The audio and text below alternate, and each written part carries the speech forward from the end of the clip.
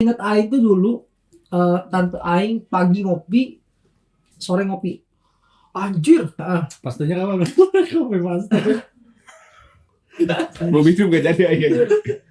Kopinya tuh kopi yang literally emang dari biji, dan dia tuh biasanya airnya banyak. Airnya banyak. Jadi misalnya kopinya 1 gelas itu cuman 1,5 sendok. Ya. Si airnya banyak, dan diminum tuh gak cuma sendiri. Disengaja itu tuh. Emang sengaja 2an, 3an, termasuk Aing juga minta kadang-kadang. Cuma kan lewat Aing masih kecil kan, mestinya biasalah pahit-pahit gitu kan kurang Ya. ger cocok gitu. ya. Tambahin susu. Masalah kopi itu pahit-pahit itu ada filosofinya, Bro. Apa tuh? Kopi itu pahit, itu tuh kayak kehidupan ini. Anjay. Kopi pahit nih. Ketika diminum tuh emang pahit di lidah. Tapi kalau ketika udah diminum nih masuk tenggorokan sama pahit. Subscribe Hakomadi kalau kalian suka dan klik tautan di bawah untuk video selengkapnya.